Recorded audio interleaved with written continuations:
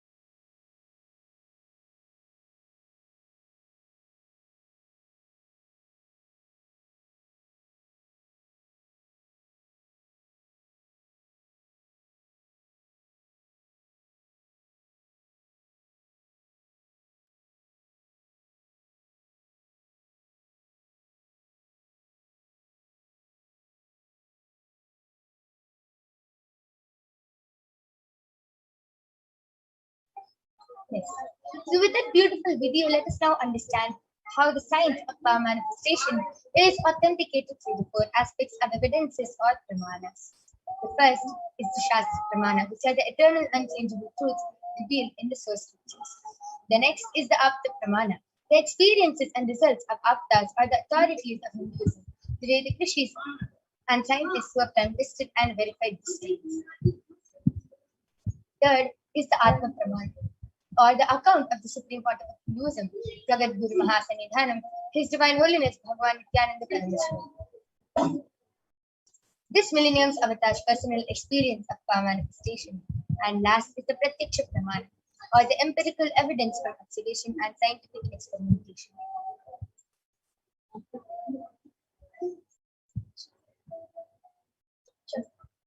Next, we'll be learning how we get the Shastra Pramanas. We get the Shastra Pramanas from the Vedas, which is a living applied science. Vedas are the ultimate superior authorities for Hindus, and they are the pure science where the ultimate truths are explained. And Agamas are the applied technology, are the scriptures where the applied technology, the applied science is expanded. Vedas and Agamas are the Vedagamas, and they are given the status of Shruti, as they are directly revealed by Paramashivoham. and they are the ultimate, eternal, unchanging truths. A reference cited in the Shastra is called the Shastra Pramana. So let us now listen. Let us now get ready to witness a very unique and exciting demonstration of the power of third eye. Let us now listen to the Shastra Pramana, which comes from the Vijnana Bhairava Kalpa. Kapalantarmanonyasya tishtannilitalochanaha kramena manasodardhyat lakshaye lakshamuttamam.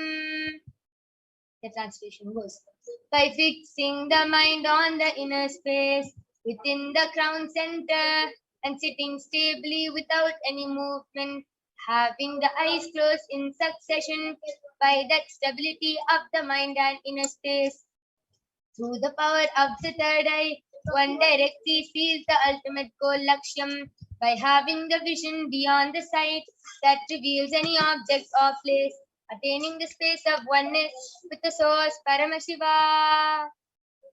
The next is the Apta Pramana, where Bhagavan Shri Krishna initiates Arjuna into the power of third. Bhagavan Krishna says to Arjuna, Natu mam shakyase drashtum anenaiva swachakshusha divyam dadami te chakshuhu pashyame yogamaishwaram.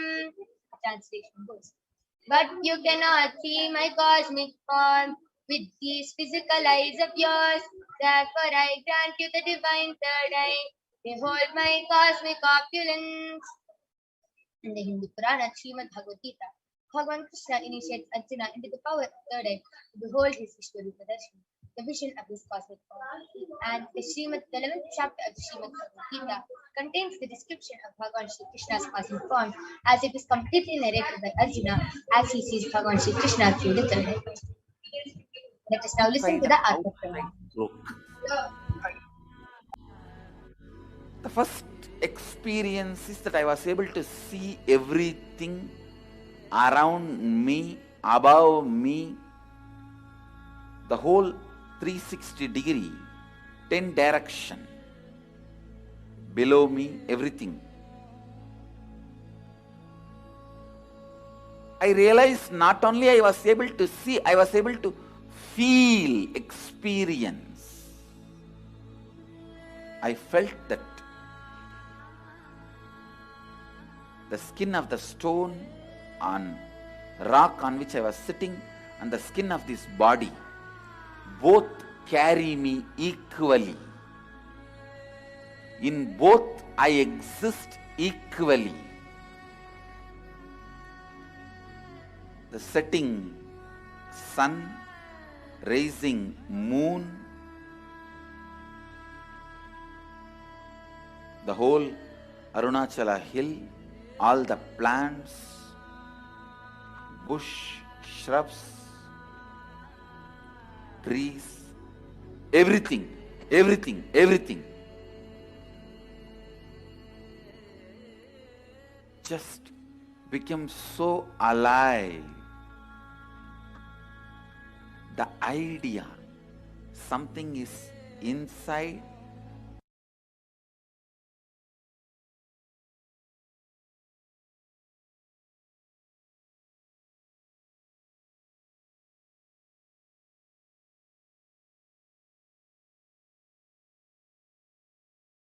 inside and outside broke. The first experience is that I was able to see everything around me, above me, the whole 360 degree, 10 direction, below me, everything. I realized not only I was able to see, I was able to feel, experience. I felt that the skin of the stone on rock on which I was sitting and the skin of this body both carry me equally. In both I exist equally. The setting sun, rising moon, the whole Arunachala hill, all the plants, bush, shrubs, trees, everything, everything, everything just became so alive. The idea, something is inside,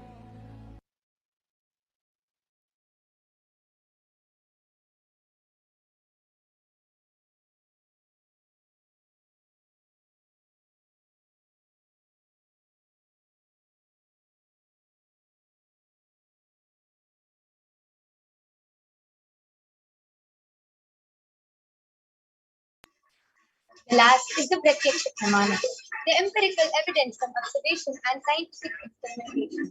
Study measures compare the metabolic cell activity of the brain in the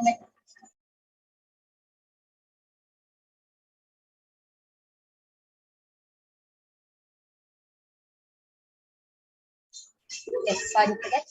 Study measures compare the metabolic cell activity in the brain and meditative states using the positron emission thermometer.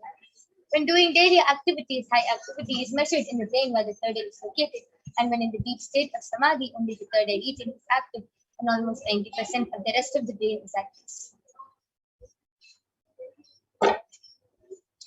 So now all of you will be witnessing the live Sakshi Pramana of the power of third eye right after a short break.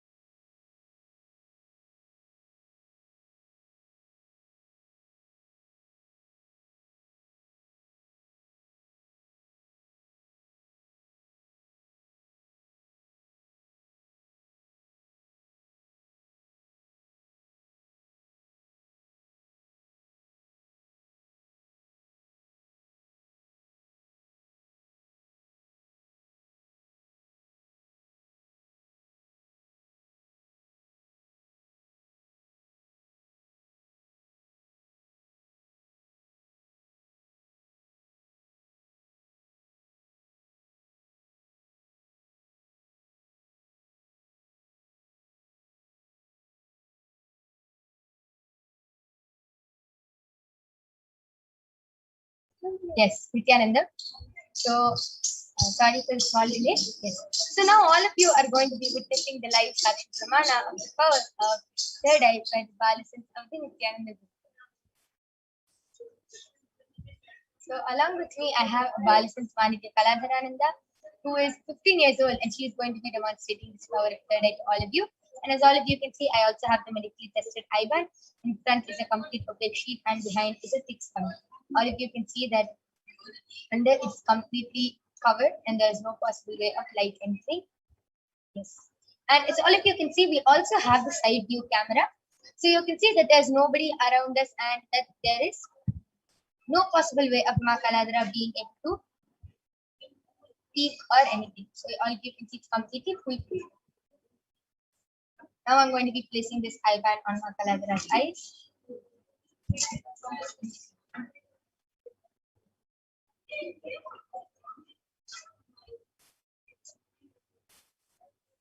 So all of you can see I'm putting the strap in eye band and placing it on.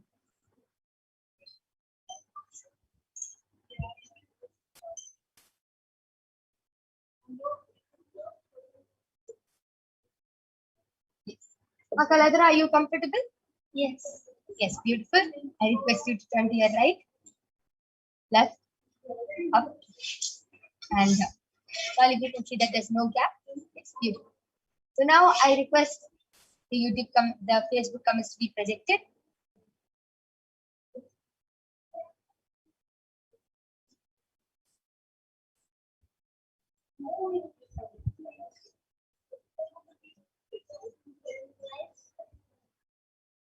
Yes. Kaladra, you can go ahead and start feeding. Yes, so the latest comment is from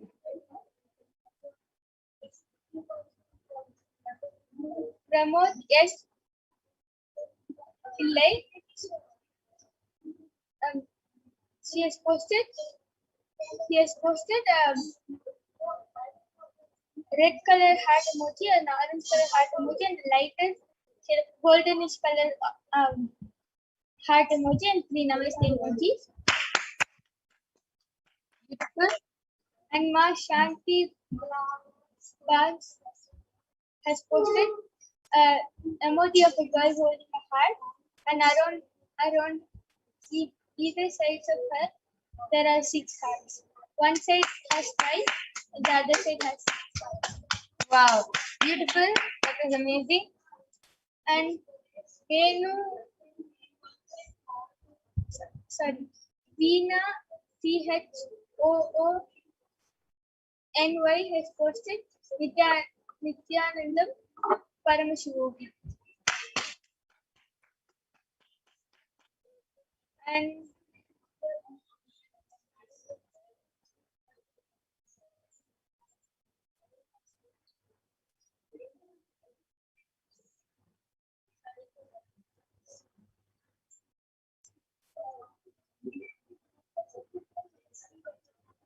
Tirupparkavur Raman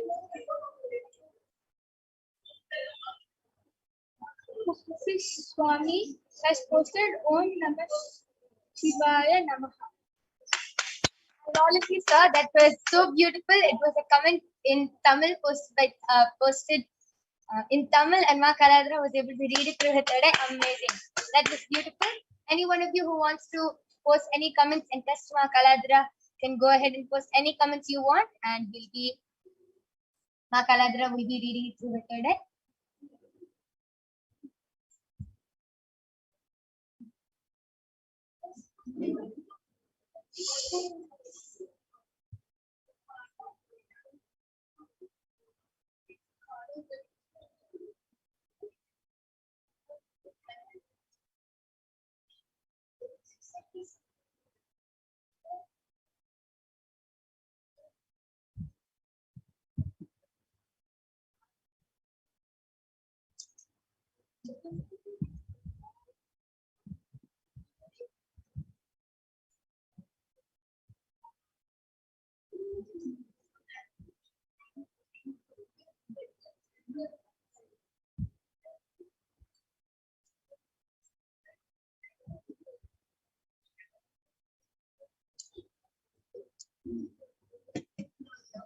I request the latest comments to be projected.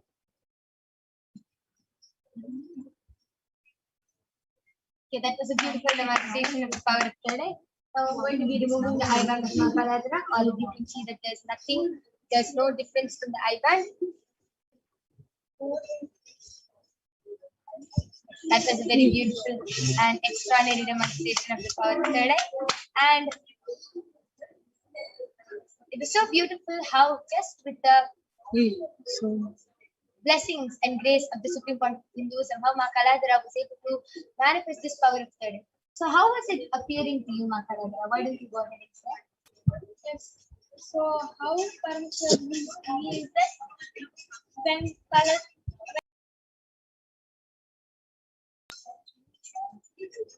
so when I close my eyes in second and ask Swamiji what is the word or the emoji or the letter that the person has written, I will see it as I see it. Wow, amazing. Did Swamiji tell you anything before that? Do you feel anything? How do you feel after manifesting this power? Most of the time, he'll show himself. So I tell Paramashiva, then I'll be like, okay, fine, if he's showing himself, let me get blessings. Then only after I take blessings, he'll actually show the word.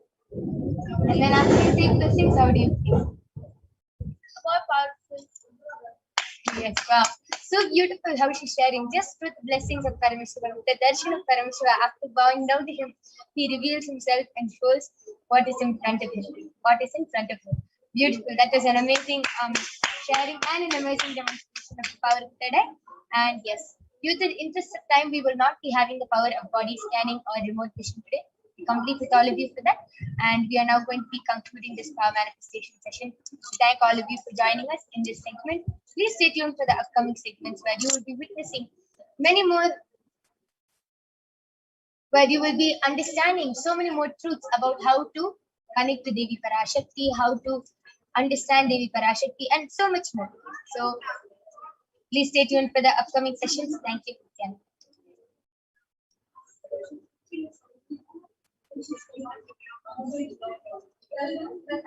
We are soon going to be having Ma Madhura joining with us.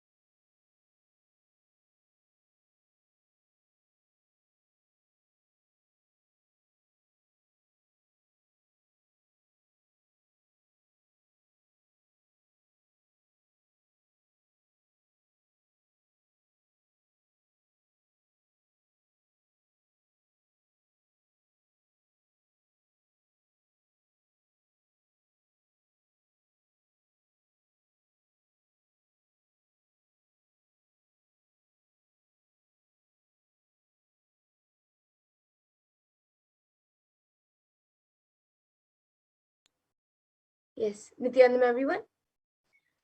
So now all of us just saw a wonderful demonstration of the powers of third eye.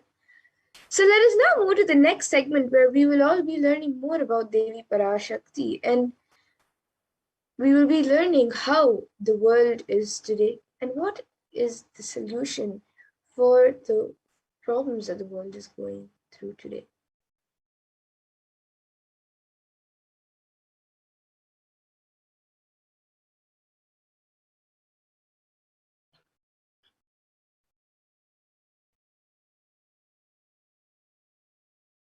So let us look at the world today and the way forward.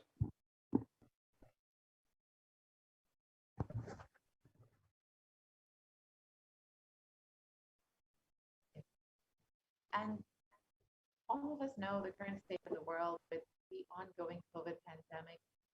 There is an estimated 0.002% of the population getting infected by COVID-19 per day.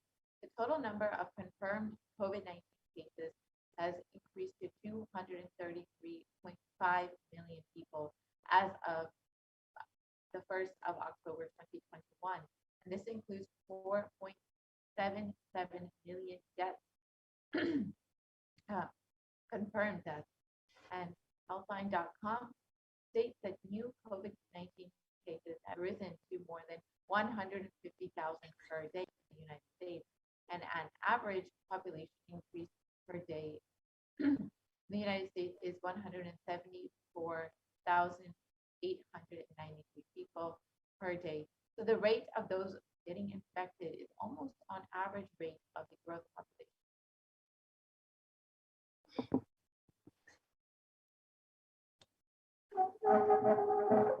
And in the status quo world, population is to decline in 170 years, and that is only 3 generations ahead. So the total confirmed cases of COVID-19 is 3% of the population and rising daily at all times. And vaccination not known to be the solution or available at any time for the world. An average death per day is 126,500 at 0.562% of the world. And an average death per year is 44 million, and it is growing each year. So even if we just say for our understanding that the population growth per day and the death rate are moving at the same rate, we are looking at human civilization to decline in the next 3 generations.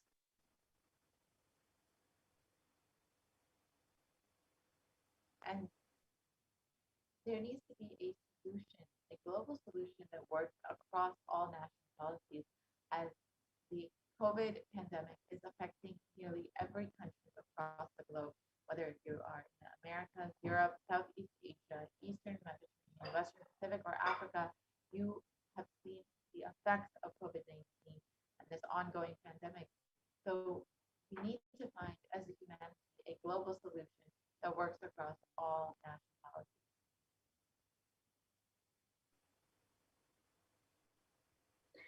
And according to the United Nations, a new scientific report from the Intergovernmental Panel on Climate Change warns that we are on a crash course towards catastrophe if global temperatures are allowed to rise. The window to slow or even halt some of these worsening impacts is rapidly closing.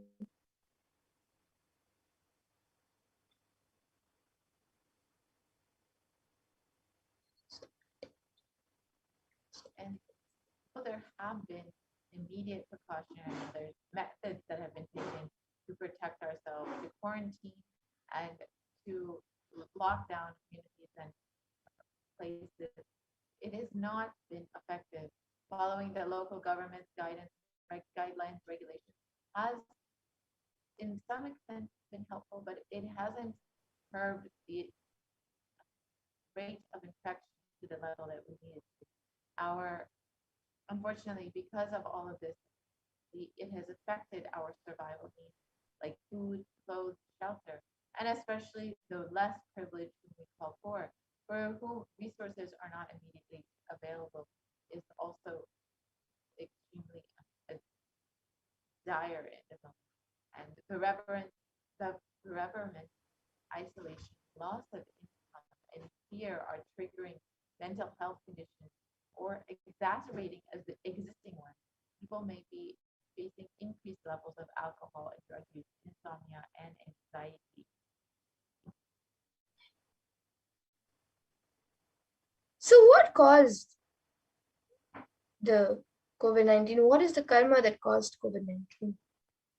In a verse from the Brihadaranyaka Upanishad, 4th Adhyaya, 4th Brahmana, and the 5th mantra, it defines karma in a verse, and it says, Yata kari yata chari tata bhavati sadhu kari sadhu bhavati papa kari papi bhavati punya punyena karmana bhavati papa papena.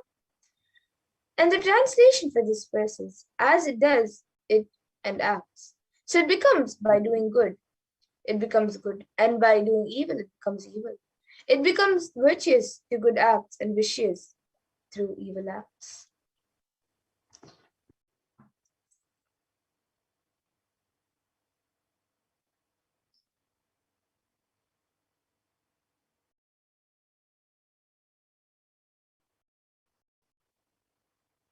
And our greed to make life comfortable and luxurious is also one of another reason, which is part of the karma that has brought COVID-19.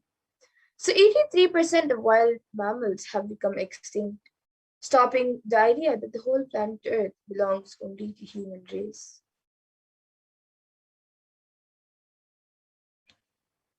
So let us set a trend to moving to a nature-based lifestyle. We have forgotten that we share this world with others. So let us drop the idea that planet Earth is exclusively for us and set a trend of moving to a nature-based lifestyle. And we've seen even the amount of resources that are needed to produce meat compared to the amount of resources that are needed to produce plant-based products. For example, beef consumes 15,000 liters of fresh water for produce 1 kg of beef. However, in plant-based foods, it's much, much less. Even, for example, lentils only use around 3,000 liters of water for 1 kg of food. So this is unfortunately extremely draining on the resources. And when you kill animals, when you keep the livestock and kill animals, not only you disturb the environment, you disturb the ecosystem by releasing so much of pain and suffering. So let us stop this karma. So what is the permanent solution for this pandemic? As for Hinduism, the purpose of the world, the primary principle of the world is let us all coexist and celebrate our life. Ahimsa paramo dharma, which means non-violence is the ultimate natural law of life.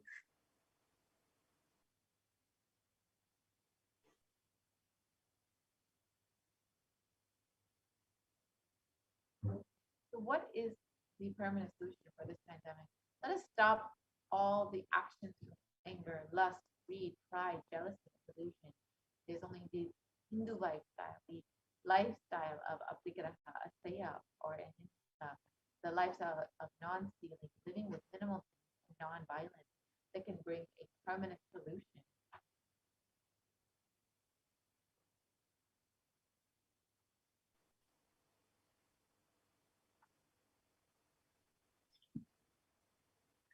And every crisis that humanity has faced, every crisis that humanity faces, Hinduism has found solutions. Hinduism is a religion which has seen at least 5 complete wipeouts of the planet Earth and the wiping out of the civilization. And we have knowledge and we have recorded and documented every time when the civilization was wiped out and how we rebuilt it.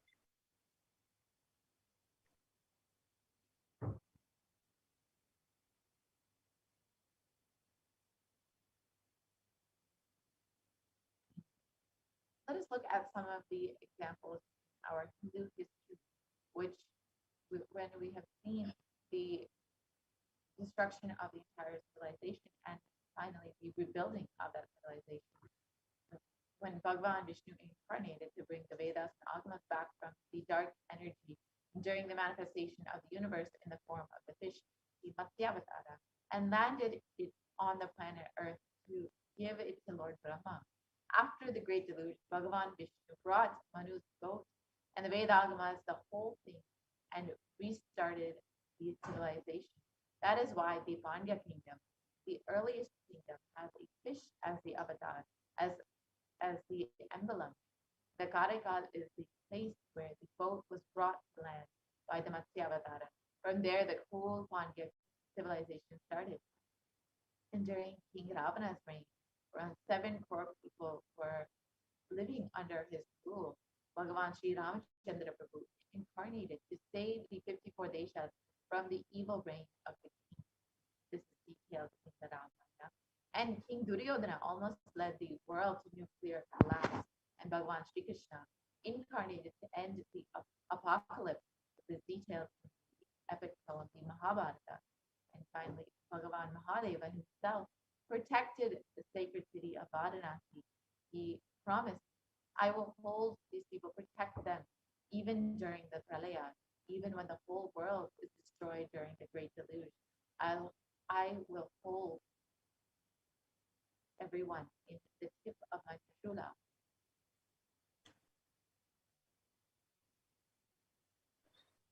And in the Upanishads, the rishis celebrate the happening of incarnations who come down to liberate people from crisis.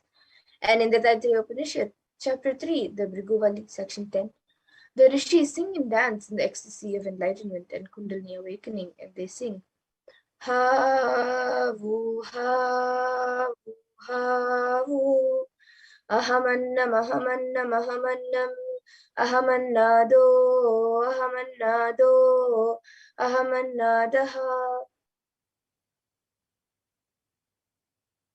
Yes, and the rishis sang and danced in the ecstasy of enlightenment. These verses. The ultimate consciousness happens again and again as the Acharya, as the Guru, and as the incarnation.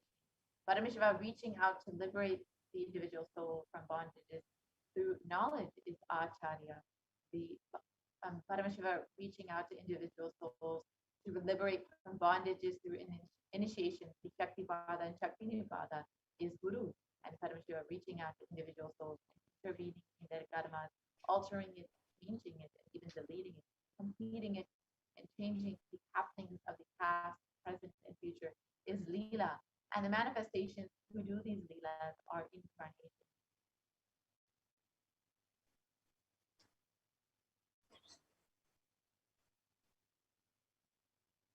And in the Bhagavad Gita, Bhagavan Krishna also promises, Yada yada hi dharmasya glanir bhavati bharata abhyutanam dharmasya tadatmanam shujamyaham.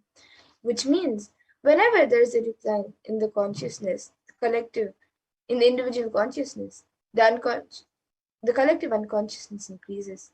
To establish the righteousness of eternal consciousness, the signs of eternal bliss, dharma samstapanarthaya, I myself appear millennium after millennium.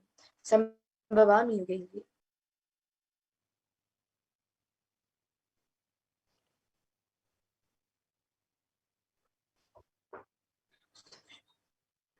So now, with that, let us now learn more about the form of Devi that we are celebrating today.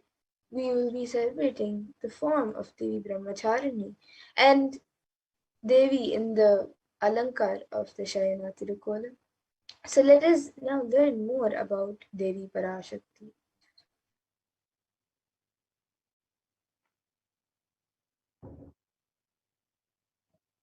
And as we are getting ready to continue the beautiful Navaratri celebration with the temple and having the blessings and grace of Bhaktivism manifesting as Devi Parashakti, you can take a few moments now to join as a member of Kailasa's HDH Nithyananda YouTube channel. Stay constantly connected and have access to exclusive content and, of course, to be able to ask your questions in the comment section of the YouTube live video. So it's very simple process. You can go to Kailasa's SBH Nithyananda YouTube channel, and at the top you will see the join button next to the subscribe button. Go ahead and click that, and you can join as a member of Kailasa's SBH Nithyananda YouTube channel. You can choose any level of e-Kailashan you would like to be, whether bronze, silver, gold, platinum, or premium, whichever suits you best. You can choose that, and each level comes with exclusive content, and you can go ahead and select whichever level you want, and you can sign up and become a member of Kailasa's SBH YouTube channel. And when you have registered as a member of Kailasa's SBH YouTube channel, you will have the opportunity to ask your questions to Devi Parashakti, Bhagavan Sundareshwara during the live Akashic readings and the Paramashivoham Samadhi Darshan directly to Swamiji, who will be answering and attending to all of your prayers. So you can ask your questions during the live darshan. And you can also ask your questions on YouTube in the YouTube comment section of the, sorry, you can ask your questions also on Facebook in the Facebook comment section of the live video. And you can ask your questions on Twitter by go ahead and following at Sri Nithyananda on Twitter. And you can ask your questions. You reply to the tweet with the hashtag Ask the Avatar.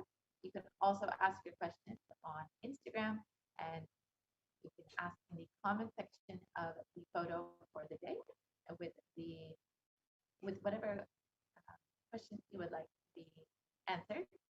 And lastly, you can ask your questions on WhatsApp. So you can visit kailasa.org, and you can ask your questions in the WhatsApp chat box. All of these ways you can ensure that you are asking your questions to Devi Parashakti, Bhagavan Sundareshwara, and ensuring that you are being attended to. And rest assured, whether you get your questions answered or not, you will surely be attended to.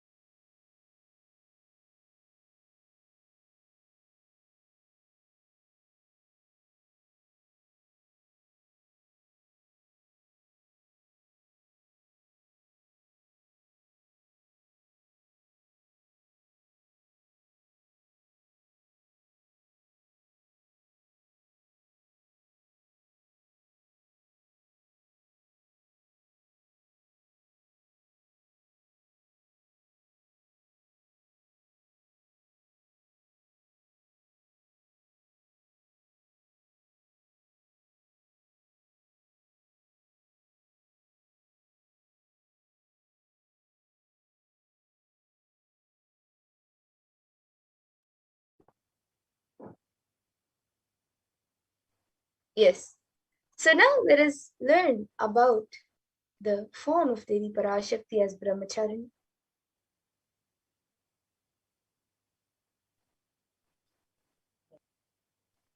So Devi Brahmacharini is a form of goddess Parvati, and after her self-immolation in her previous birth as Sati, she took birth again, and this time she was born to the king of the mountains in the Himalayas.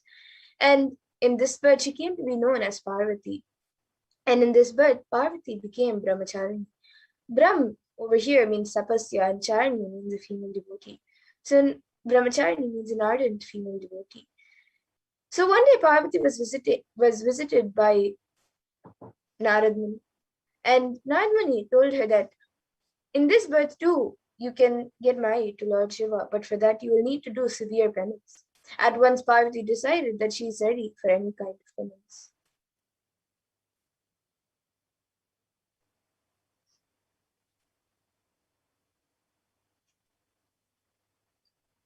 Devi Brahmachari went into severe penance.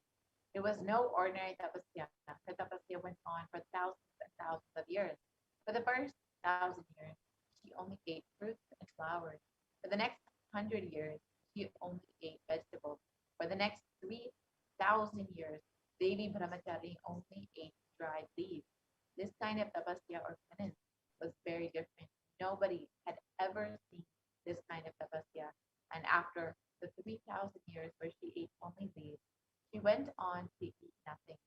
She gave up water, she gave up food, and her purpose of life became severe penance. And after so many years of penance, Lord Brahma was pleased and he visited her and blessed her, saying that due to her penance, Lord Shiva too was pleased, and they had Lord Brahma's blessings. And soon they both of them could get married in this birth. And Brahmacharini, the form of Brahmacharini is this symbol of in immense sacrifice, penance, and solitude and purity. And by chanting a small mantra, you can you will be blessed with the benefits of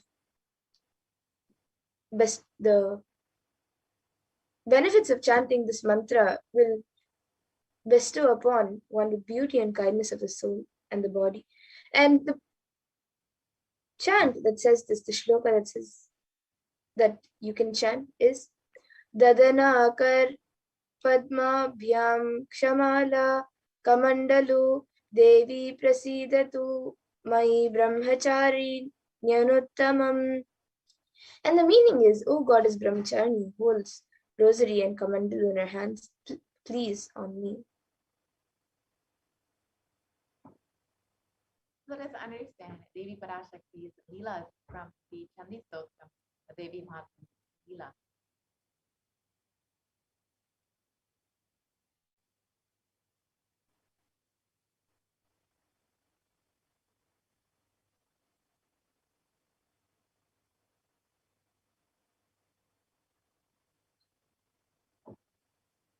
Yes, we can go to the previous slide.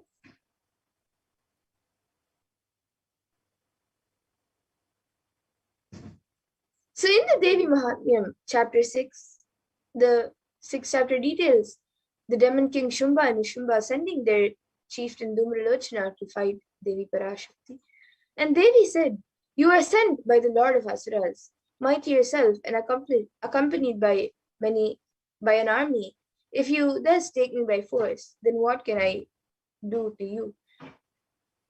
Then the Rishi said, thus told, the Asura Dhumalochana rushed towards her, and thereupon Ambika reduced him to ashes with a mere heave of the sound hum.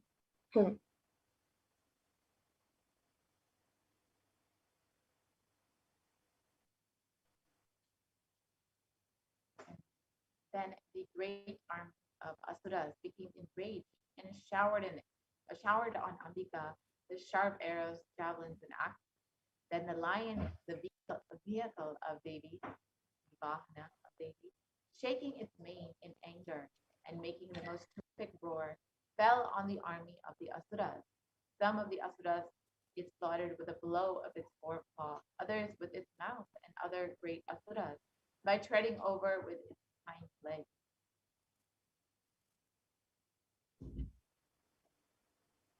The lion, with its claws, tore out the hearts of some of and severed heads with a blow of the paw, and it severed arms and heads from others, and shaking its mane, drank the blood from the hearts of others. In a moment, all the army was destroyed by the spirited and exceedingly enraged lion who bore the Devi. And this whole story demonstrates Devi Parashakti's compassion in liberating us from our delusion and insensitivity. The irony of this happening is that in the beginning, King Shumba and Queen Shumba wanted to marry Devi and sent their messengers to woo her. But just as she declined, the rage of the desires not getting fulfilled, the same kings tried to attack her.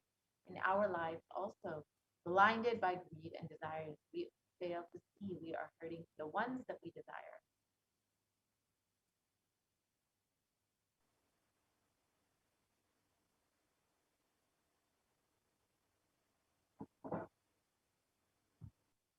Yes, we can go to the next. So most of the decisions that we make, every moment we make unconsciously. We make thousands of decisions unconsciously in a day, whether it is thinking or talking or doing. It is done unconsciously without awareness.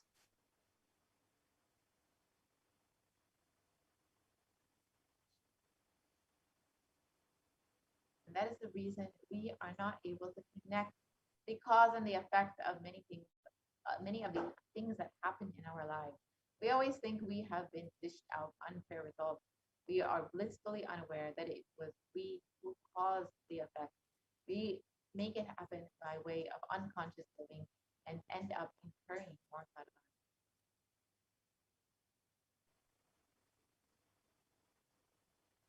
And there is a way to again and again remind ourselves not to collect karma and to live without the influence of the earlier incurred karma. The first step is to have a clear understanding that karma is powerless in the presence of an incarnation.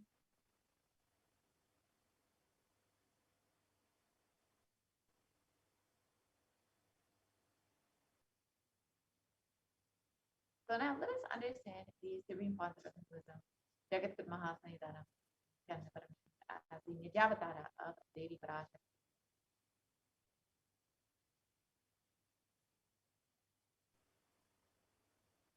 So the Kailasa of the Shyamala Pita Sarvagnipitam's rare and sacred lineage of pontiffs has been systematically carried over in an unbroken progression from ages, and the chosen emissaries of Lord Paramashiva in the Guru Mahasanidhanams of Kailasa and the Shyamala Pita Sarvagnipitam are the direct representatives of the cosmos.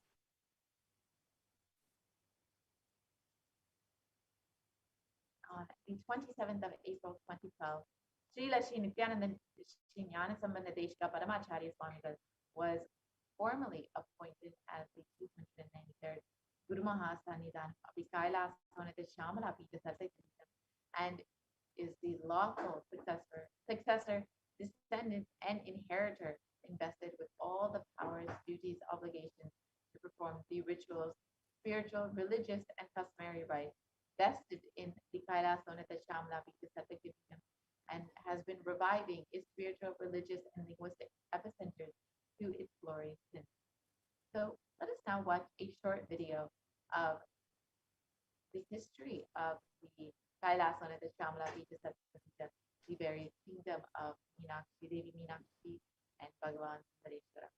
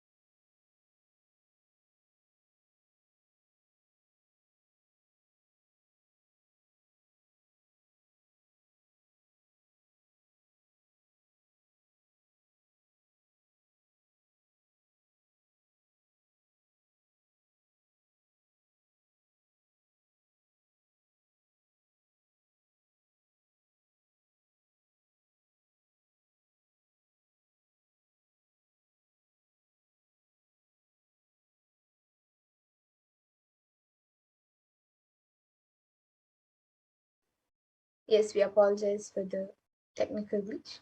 So we will now be watching a video on the history of Madurai, the Kailasa Nithyananda Paramashivam.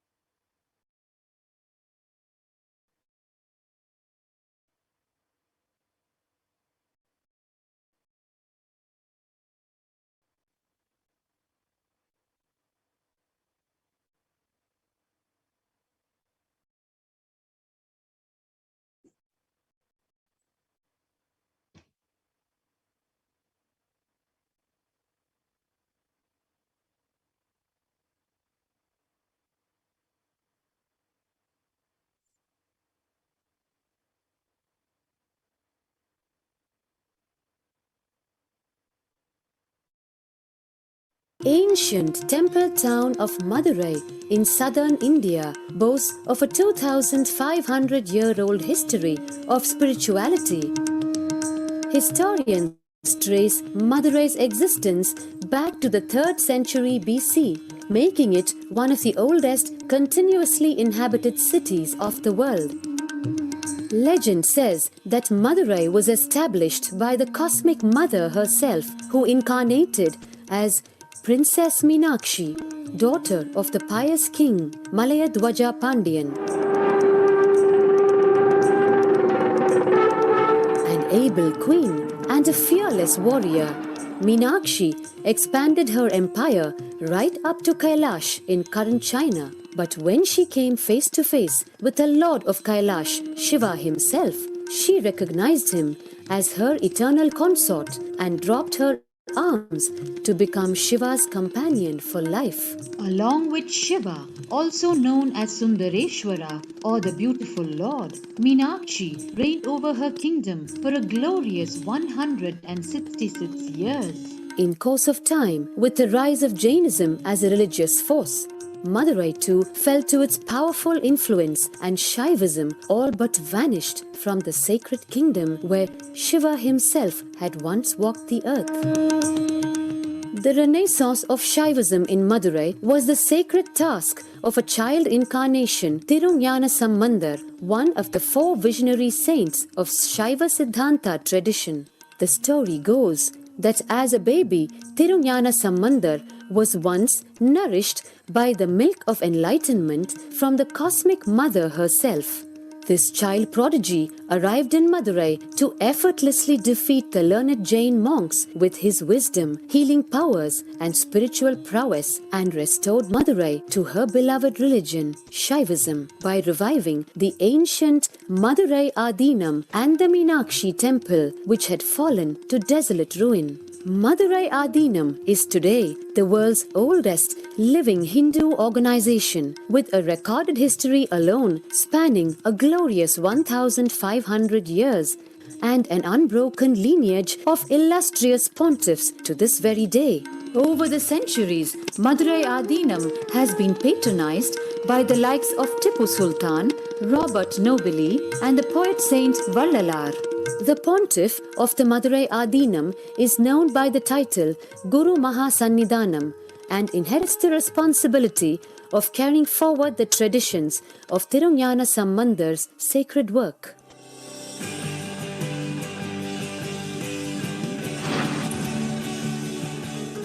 On 27th April 2012, a new era began in the history of Madurai Adinam. The 292nd Pontiff, Srila Sri Arunagirinath Jnana Sambandha Desika Paramacharya Swamigal, guided by intuition and inducement by Lord Shiva, coronated a charismatic young saint as the 293rd Pontiff of the Madurai Adinam. An accomplished yogi, a pragmatic social visionary, and an adept in mystical sciences. His Holiness Paramahamsa Nithyananda is revered as a divine incarnation by millions worldwide. Within weeks of his ascent to the sacred throne, he brought about sweeping changes to the Adinam, including the renovation of the ancient monastery, Annadan, free food for thousands every day, free medical camps, yoga classes, scriptural study, spiritual healing, and meditation programs.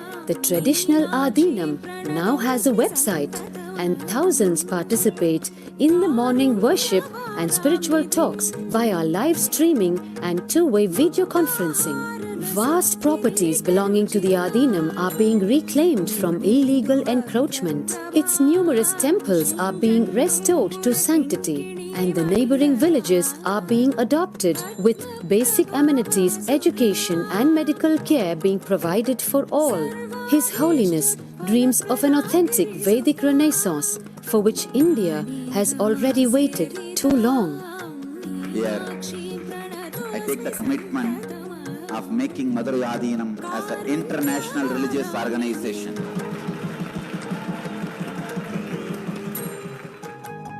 We will fulfill all the responsibilities of Madurai Adinam, make Hindu tradition, Saiva tradition alive, revived, lived, celebrated all over the world.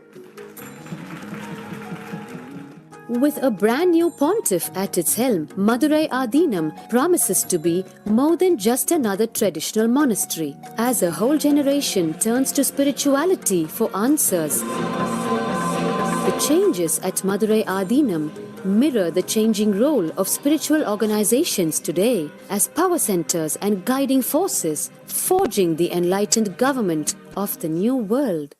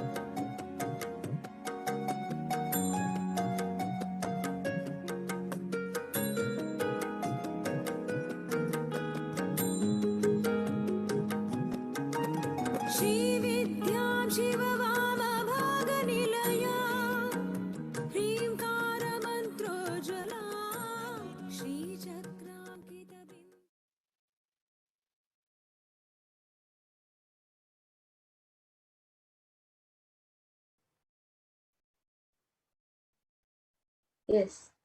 So that was a beautiful video on the history of the Madurai Adinam.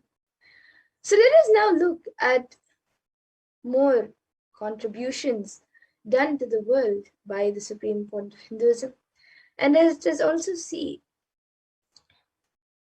various heads who have spoken about the Supreme Pontiff of Hinduism, various heads of Akhadas and Mats who have spoken about the Supreme Pontiff of Hinduism.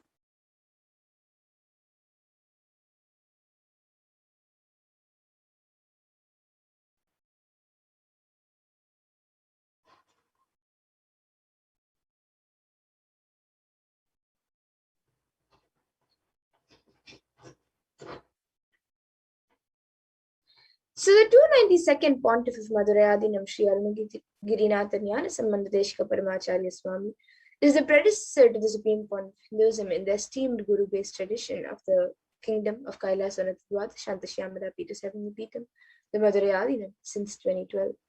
And the 292nd Guru Mahasanidhanam has had the divine vision of Lord Shiva and Devi Meenakshi, who both instructed him to coordinate the avatar as his successor, the 293rd Guru Mahasanidhanam. And historic record of the Madurayadinam introduces the successor, the Supreme Pontiff of Hinduism, Bhagavan Shri Nithyananda Paramashivam.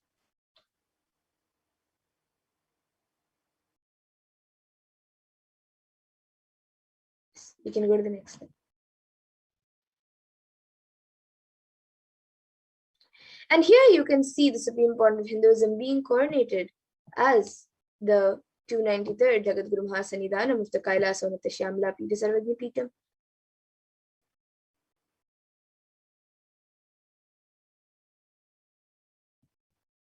And here you can see as the 293rd Guru Mahasanidhanam of Madurai, the oldest Hindu papal state and the monastic kingdom, at the age of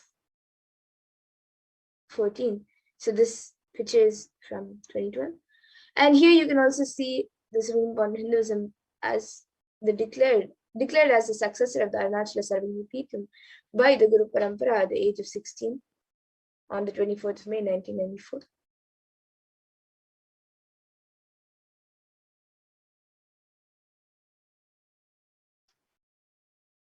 And the Supreme Pontiff of Hinduism found the mission of Nityananda Sangha to revive Kailasa internationally at the age of 21 in 1999.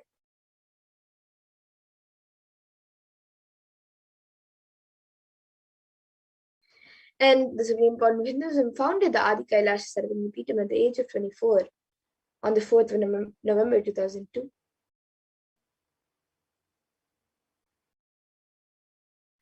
And the Supreme Pontiff of Hinduism was declared as the successor of the Bhagyanagar Sripura Sarvagya Peetham at the age of 26 on the 1st of January 2004.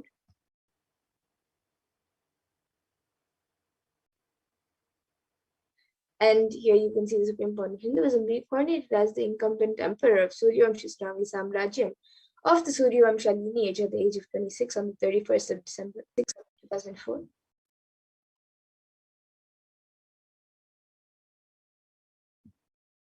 And here you can see the Supreme Pontiff of Hinduism, who is the reviver of the Adi Pallava Sarvagya Peetham at the age of 20.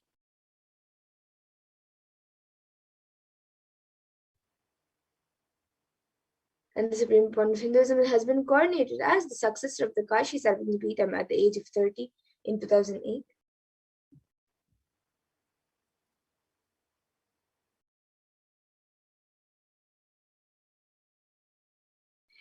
And the Supreme Pontiff of Hinduism has officially been coronated as the Mahamandaleshwar of the Mahanirvani Akada, the largest apex monastic order. And he is the youngest Mahamandaleshwar who was coronated at the age of 35 in 2013.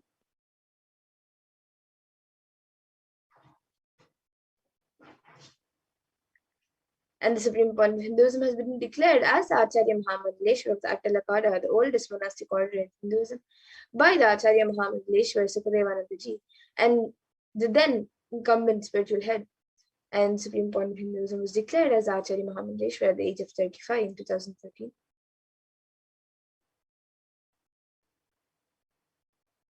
And the Supreme Pontiff of Hinduism has been coronated as the Guru Mahasanidhanam to Tanjavur Adinam at the age of 36 in 2014.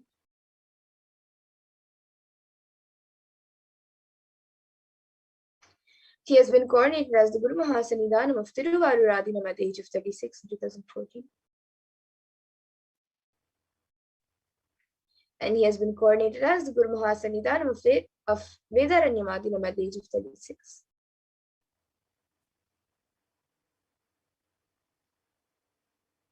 And the Supreme Pontiff of Hinduism has been coronated as the Guru Mahasanidhanam of Dharmamukti Swargapura Adinam at the age of 37 in 2015.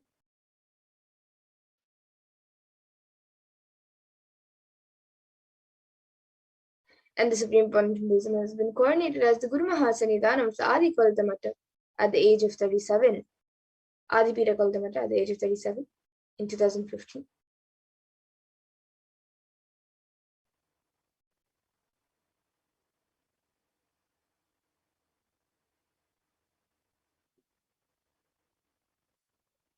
And the Supreme Point of Hinduism has been declared as the Supreme Point of Hinduism by a congregation of over 1,000 Hindu leaders in the world, around the world. And he is revered as the most prolific, most viewed guru in the digital world, and is read and watched by 1 billion plus followers in Hinduism.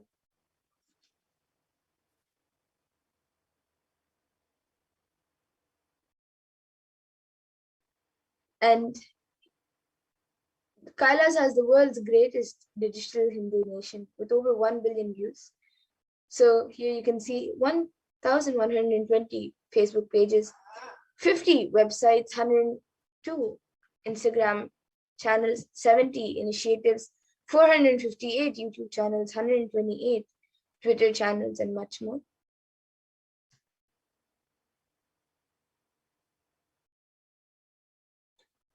And 26 years of relentless humanitarian services and initiatives, including, have been contributed by the Supreme Point of Hinduism, including free vegetarian food banks, medical services, natural disaster relief, women empowerment initiatives, conflict resolution.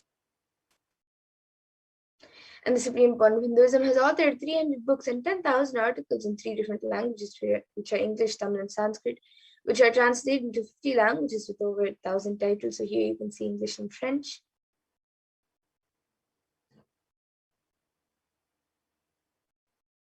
And various other languages as well, such as Tamil and Spanish.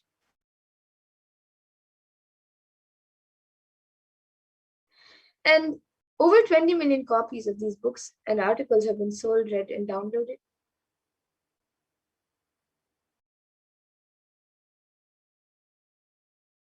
And the Supreme Point of Hinduism has established the largest Hindu university with over 1 million books, 1 million Pali scriptures, and over 20 million digital books.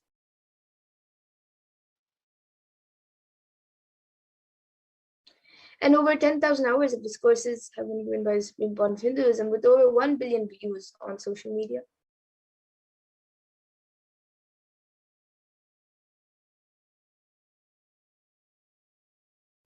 And the Supreme Point of Hinduism has been respected as a commentator of all sacred scriptures such as Upanishads, Bhagavad Gita, Shiva Sutras, Yoga Sutras, Ashtavakra Gitas, Jain Sutras, and much more.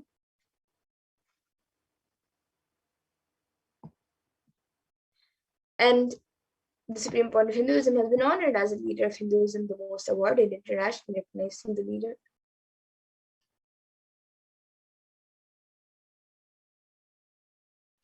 And the Supreme Point of Hinduism has been acclaimed as one of the top 100 spiritually influential living personalities by Watkins' Mind, Body, Spirit magazine.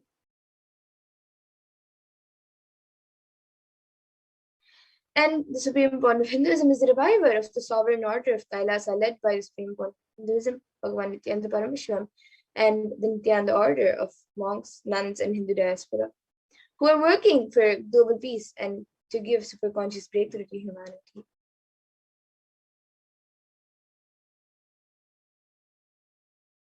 And the Supreme Point of Hinduism is the establisher of the largest Hindu university in the world with satellite campuses in 150 countries.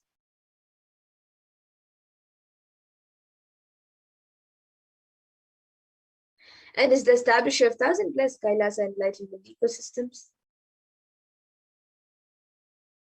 Founder and reviver of over 107 new peetams around the world.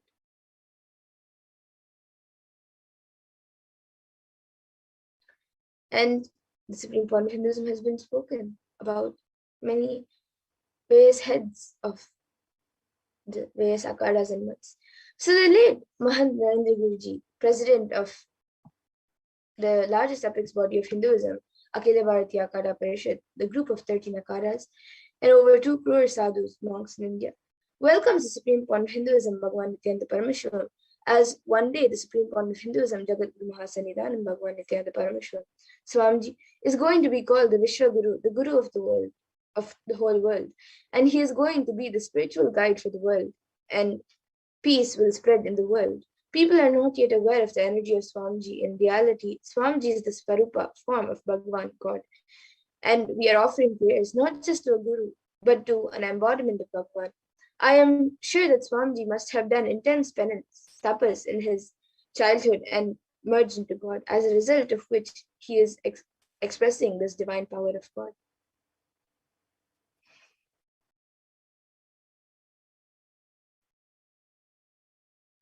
And Sri Shantivira Mahaswamiji is who is the head of the Kolda Mata, the oldest recorded Mata in Karnataka, dating back to more than 6,500 years, declares with his authority, whenever humanity falls into suffering and pain, Ishwar the Divine himself does austerities, tapas, for their upliftment. Ishwar is the embodiment of the divine light. Nityanandaji Maharaj is seated as the embodied divine light, spreading world peace and serving the whole of humanity from India. Nityanandaji is a treasure house of jnana, sacred knowledge.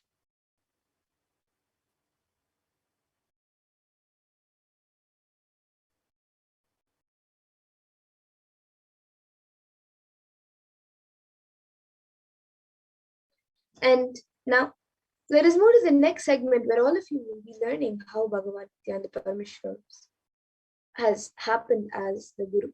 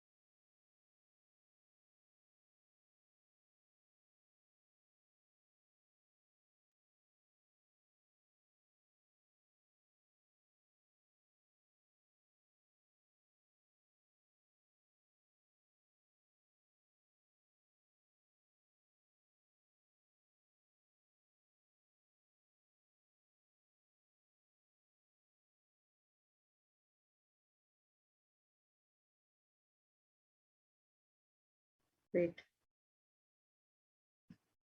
Sorry for the technical glitch. I think we had some glitch with the audio.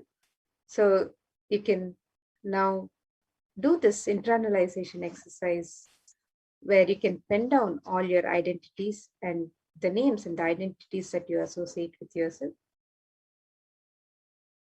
Pen down who are you. So pen down all the names you associate yourself with, what you call you, what others call you, how you'd rather be called anything. For example, Manu, Chotu, Sarita, David.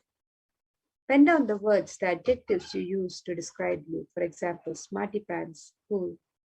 Pen down the words, the relationships used to describe you. For example, sister, sister disciple, colleague, mother, wife, daughter, sister-in-law. Pen down your titles, career-related affiliations. For example, director, professor, educator, scientist, committee member, chair, advisor, doctor. Pen down any honors, memories you use to describe you. For example, youngest professor, tennis player, Lilliput. Take a couple of minutes to pen down who are you.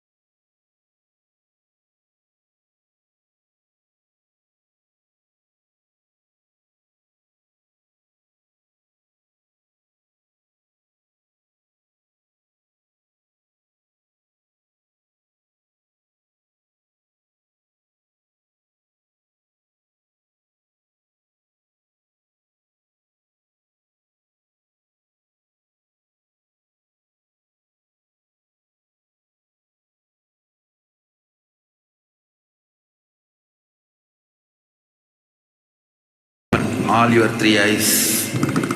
Om Nithyananda Paramashivoham.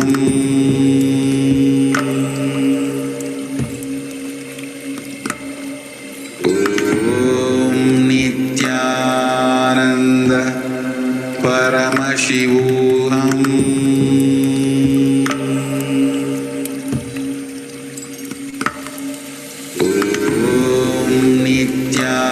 Nithyananda Paramashivoham.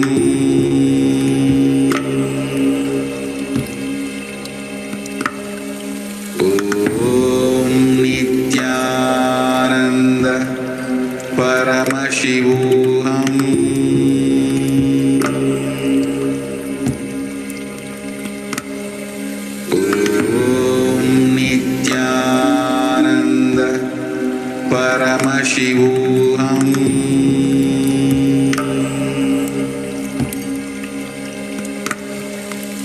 Om Nithyananda Paramashivoham.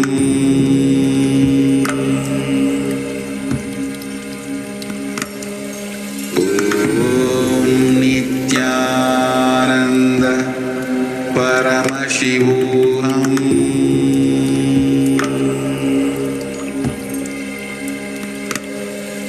Om Nithyananda Paramashivoham.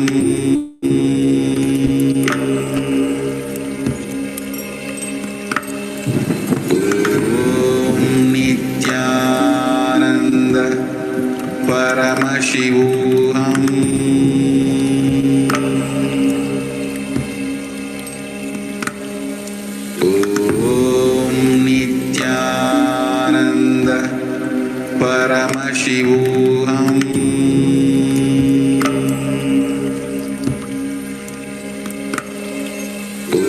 Om Nithyananda Paramashivoham.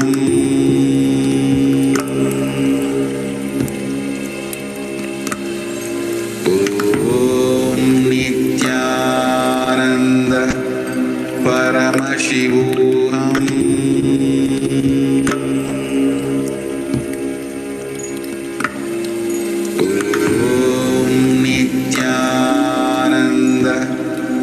Paramashivoham.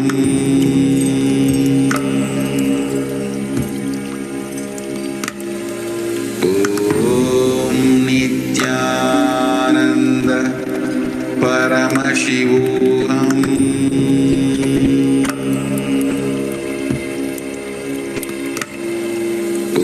Om Nithyananda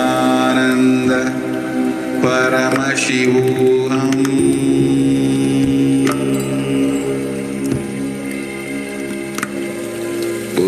Om Nithyananda Paramashivoham.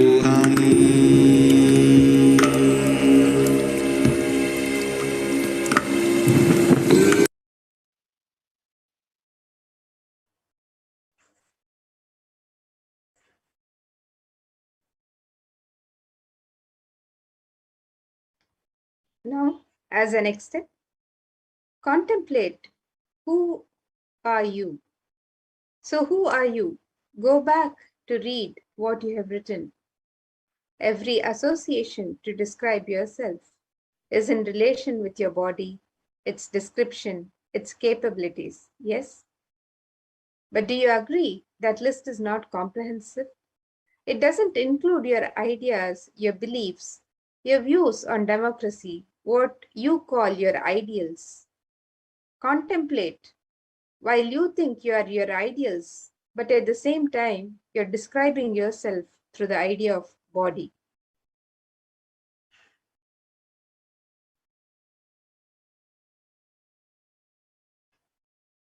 And now, step 3, introspect.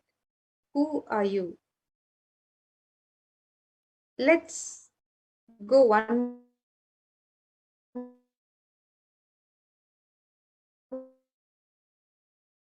more step further. The ideas, the beliefs, they were 5 years ago. Let's take a few examples to answer these. Did you agree with the country policy a year ago, 5 years ago, 20 years ago? Did you agree that global warming was real? Do you remember how you functioned at 10, at 15, at 25, and now? Surely those beliefs have changed. And just look, had you grown up in a different country, your beliefs, food, taste, lifestyle would be totally opposite. So now, let us contemplate on who are you and introspect who are you. So let us take a couple of minutes to do this exercise. Contemplate on who are you. Go back to read what you have written and contemplate.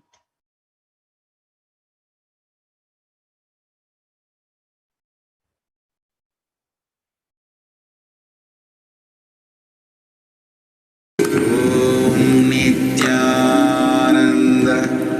Paramashivoham.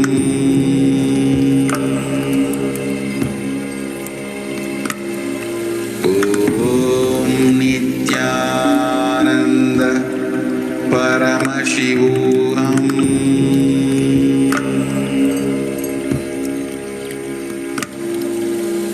Om Nithyananda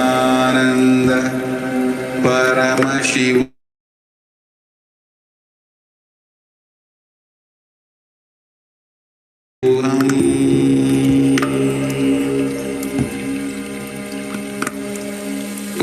Om Nithyananda Paramashivoham.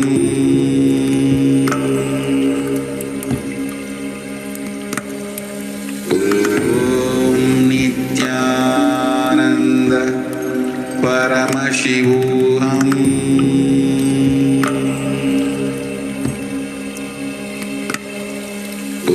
Om Nithyananda Paramashivoham.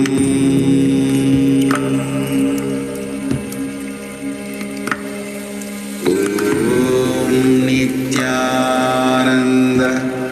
Paramashivoham.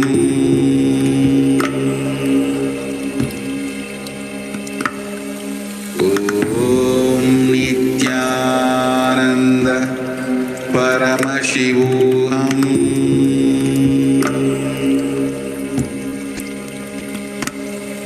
Om Nithyananda Paramashivoham.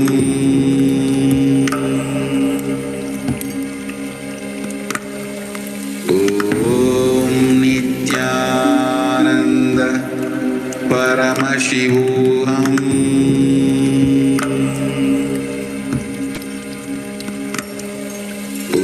Om Nithyananda Paramashivoham.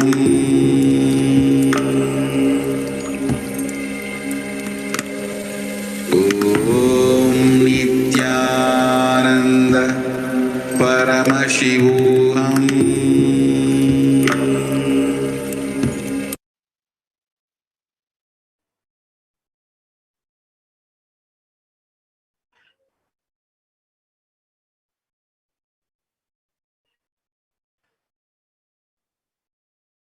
So now,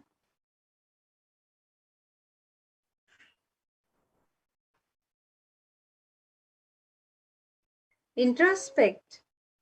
Neither are you the body, because you're not just the name that someone gives you. Neither are you the beliefs as they're changing. Neither are you your profession or your country's citizen or your family or your friends. All these just describe one aspect of you. You are intelligence. The Upanishad says, Prajnanam Brahma. So, with this understanding of the consciousness and the intelligence, as we can heal ourselves, let us watch a brief video where Swamiji explains the science.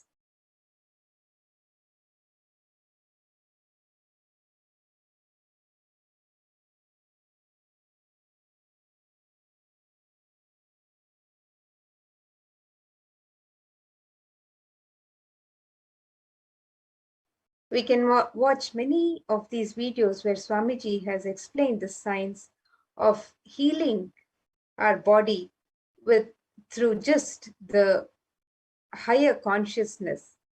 So he's explained the science in depth in various videos that have been made available on the official YouTube channel, the Kailasa SPH YouTube channel. So we invite each and every one of you to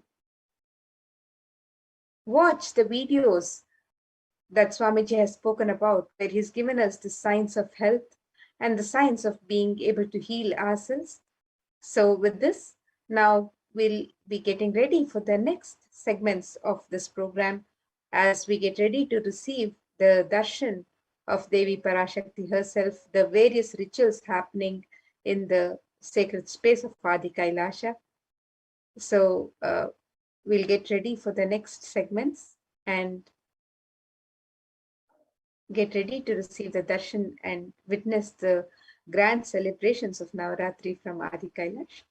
So we'll be now moving to the next segments as we prepare for the darshan.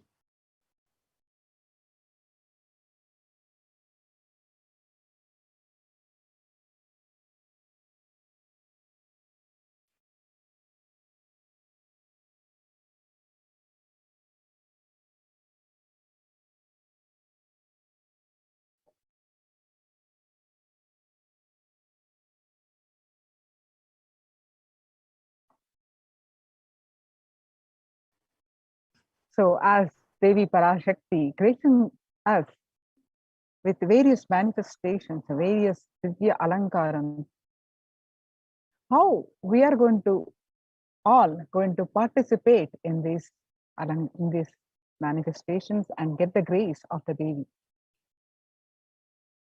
And various Alankaram, various manifestations of Devi, Rajarajeshwari, great Devi Parashakti as Rajarajeshwari graced us on the day one. And on the day 2, Devi graced us with the Meenakshi. On the day 3, Devi graced us with the Kamakshi. And then Annapurneshwari, Vishalakshi, and Chayana Tirukkolam are Brahmacharini, and Mahalakshmi next, Durga Devi, and finally Saraswati.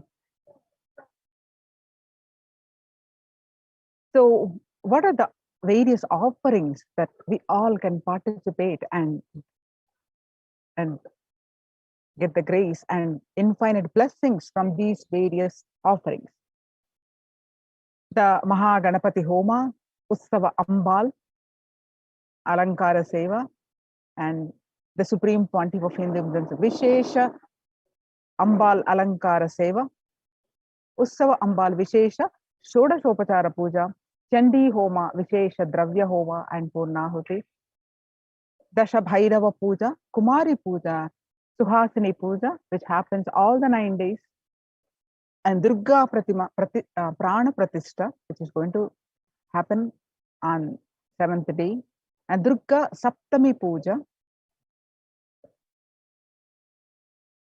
and Durga Saptami, Ashtami, Navami Puja, Arati, and Devi Mahatyam Parayanam all the 9 days, and Durga Ashtami Puja, Durga Navami Puja, and Ayudha Puja on the Vijayadashami day, and Maha Naivedya Seva on Vijayadashami day, and Pada Puja to the Supreme Pontiff of Hinduism on Vijayadashami day, and Tulabharam on Vijayadashami day, Utsava Venkateshwara. We also having the Venkateshwara Brahmosam simultaneously happening in all these auspicious days. So Utsava Venkateshwara Alankara Seva, Utsava Venkateshwara Navakalasha Abhishekam. So now let us understand more details of these various sevas and what are the meaning and what are the scriptural references for these sevas. So the Alankara Seva is the Alankara means decoration and also that which causes the deep sense of fulfillment. Alamkara, alam karoti iti alankara. So you can offer the Alankara Seva to the various deities in Adi Kailash during this time of Navaratri. And you can sign up for any of these sevas on the website www.kailasamailer.com/sevas. And let us see the various Alankara Sevas that can be offered during these celebrations of Navaratri. And the cost for each Alankara Seva is $508. You can sign up for these Sevas. Then every day the Utsava Murti of Parashakti is decorated in her various different manifestations.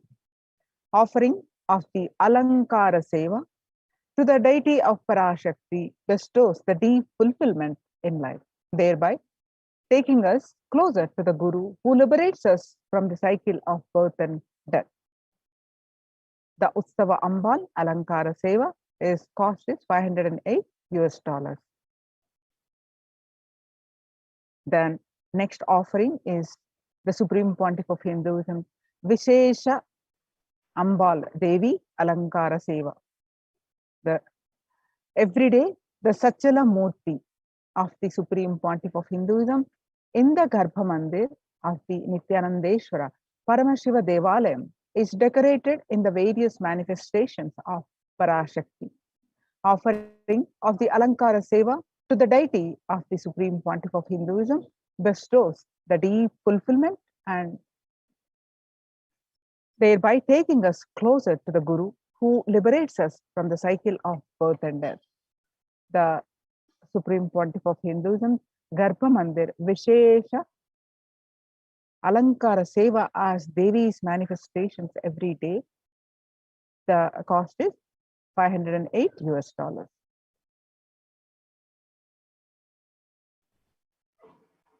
And the next offering is the Utsava Ambal Vishesha Shodashopachara Puja. The Utsava Murti of Parashakti is decorated in her various manifestations and is worshipped with the 16 offerings that are favorite to Parashakti. As part of it, a special Samputita Archana will be offered with the 108 names of her manifestations describing her divine qualities. Samputita Karana is unique to the Shakti Sampradaya, where two mantras are merged together to offer worship. A select verse from Devi Mahatmyam will be merged with the 108 names of Devi Parashakti, and the Archana is offered. So you can register for this offering of the Utsava Ambal Vishesha Shodakshopachara Puja on the website www.kailasamela.com/sevas, and the cost of this seva is $1,008. One of these very special, say, the fire ritual, that is Chandi Homa or Durga Saptasati Homa, the Chandi Homa, and with the Vishesha Dravya Homa and Purnahuti. So what is the significance of offering the Chandi Homa? Chanting Sanskrit mantras brings out the latent powers that exist within us. Sanskrit mantras, when chanted by a power manifestation, Dvijas, are those who are reborn from the Shaktipata of Paramashiva. They manifest intense life positive blessings, literally clearing the air of any fire ritual. We have to have the cosmic permission to invoke Chandika Parameshwari in the Agni and worship her. While chanting the Devi Mahatyam, the fire ritual demands the Japam or incarnation. Chanting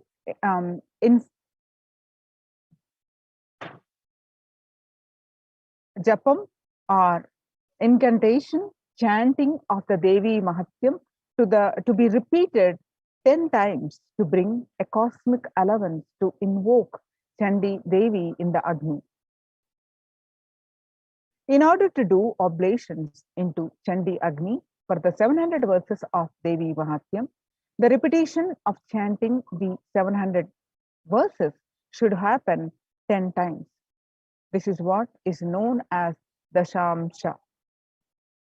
It is a powerful way to consecrate the very Vatavarana, that is spiritual ecosystem of the Yajna Shala of the praise of the fire worship. The group will be chanting 10 times repetition of the Devi Mahatyam, the Chandi Parayana, in the Yajna Shala before the sacred water pot within which Chandika Parameshwari is invoked. The veneration can bring life positive effects to anyone who hears these sacred shlokas. And the Savaranas, the surrounding energies, the Devatas, the Shaletis of Chandika Parameshwari, are invoked in numerous water pots surrounding the Pradhana main Kalasha of Chandika Parameshwari. The Yagashala is described in the scriptures to be in a 9x9 grid format, which has the Pradhana Kalasha as the central square of the Mandala grid. The Toranam represents the 4 Vedas protecting the Yagashala for negative energies to be warded off. The 4 Vedas are the most life positive vibrations that create a protective environment. Each Veda is involved in a firewall. The Toranam is a garland of leaves from selection of trees prescribed by the Agamas. The occurrence of the Banyan, people, Atti and Purusu in scripture is always associated with auspiciousness. Trees grow in a particular environment. That ecosystem is not just including physical features of soil type, and animal habitation, but also the very spiritual energies that exist in that particular environment. These 4 trees create an extremely spiritual and peaceful canopy to the beings who live under them. The leaves from these spiritual charged faces can hold positive thought currents that powerfully repel negative energies. When enhanced with the Veda mantras, they further energized in the Yajna Shala. And The Vishesha Dravya Homa is the offering of all the Satvika Guna foods into the Agni Kunda. The gods of Brahma, Vishnu, Rudra, and Ananta are invoked within the Agni Kunda. The Agni Kunda's top is said to be the very mouth of the gods, while the pit below is the stomach of the gods. In the Vishesha Dravya Homa, various fruits, cooked rice, the coconut is offered as it represents the head of the Devata. Finally, the Annam is adorned with clothing and flower garlands and is worshipped as the embodiment of the Devata. In the Purnahuti Homa, the conclusion of the Chandi Homa, the select offerings of turmeric, kumkum, and favorite dry fruits of Devi, such as almonds, raisins, cashews, and various other dry fruits, are offered into the Chandi Agni right before the final offerings of Purnahuti, which includes a sari, a silver mangalyam, a silver coins, and flower garland for Chandika Devi. The Mangalya Sutra is an auspicious thread that is tied when a woman marries. This thread, as a medallion that symbolizes the chastity and elevates the woman as a goddess, a literal embodiment of Parashakti herself. This is the offering of silver, the highest metal that can hold and radiate energy. It is one of the rarest offerings made into the Chandi Agni, when the metal itself is consumed by the Agni and given to the cosmic energy directly. And in the Devi Mahatmyam, the various benefits of Chandi Homa are described and extolled in the various verses of Devi Mahatmyam. And the verse from Devi Mahatmyam also describes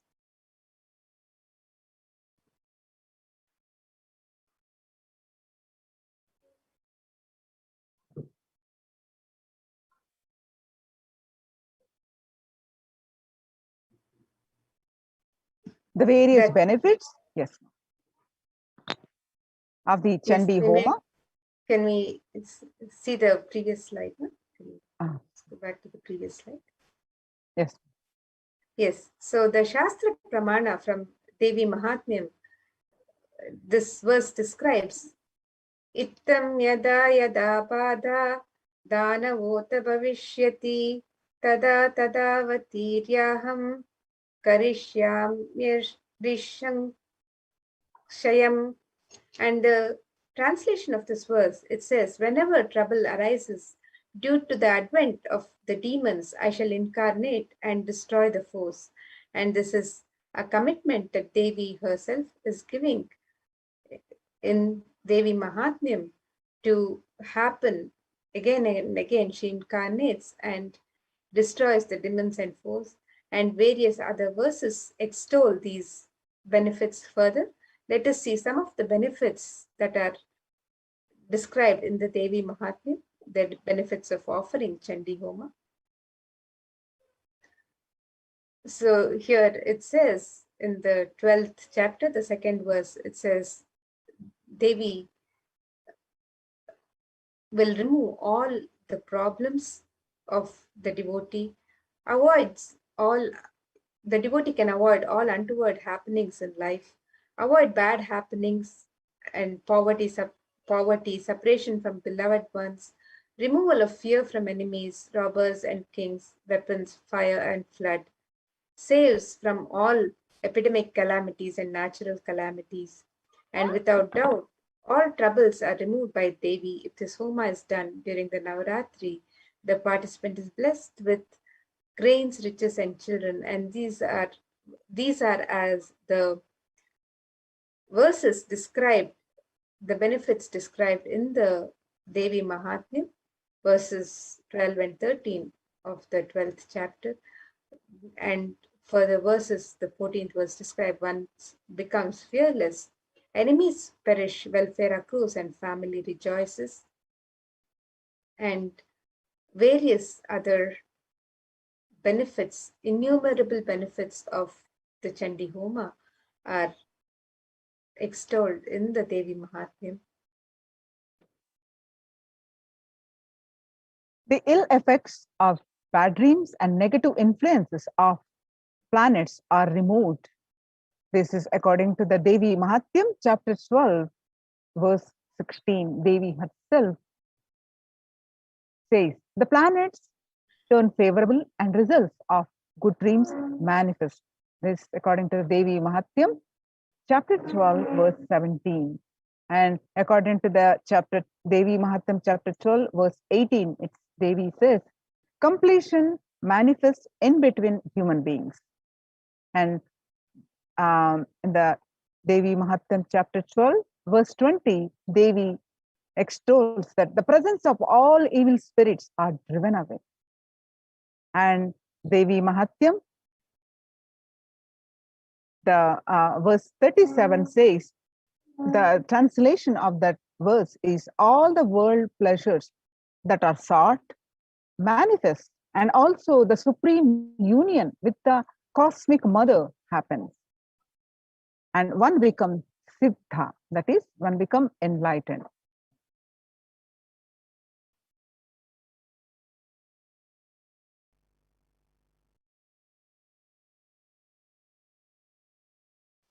And Devi Mahatyam further describes in the 12th chapter that Devi's grace happens and bestows the various benefits as below: manifestation of perfect health and removal of all sins. Fear of enemies is removed.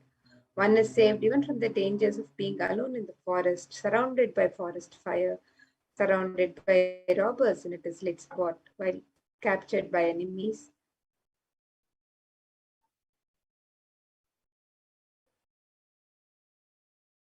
And one is even saved from. So one is saved even from the dangers and protected by Devi when chased by a lion or tiger, when chased by wild elephants in the forest, when one is the target of the order of wrathful king, when one is sentenced to death, when one is imprisoned, and when one is tossed out about in a boat by a tempest in the ocean, and when one is the most terrible battle under the shower of weapons, and all the dreadful troubles. All the trouble Devi extolled, specifically mentioned of what are all the troubles that we may incur, or we are under, and Devi gracefully says that all the dreadful troubles I will remove. Devi extol all this on the Devi Mahatyam, chapter 12, from the various verses. And the Devi Mahatyam further describes that in the offering of the Chandi Homa,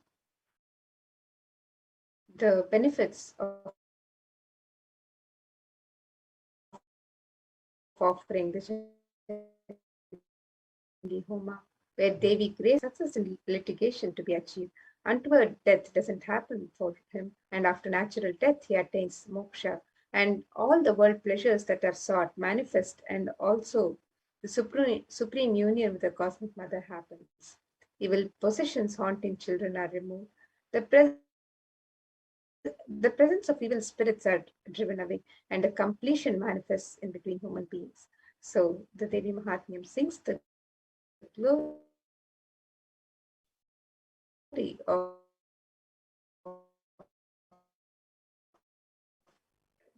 Devi effects of the Chandi Homa, this as told in the Devi Mahatmya.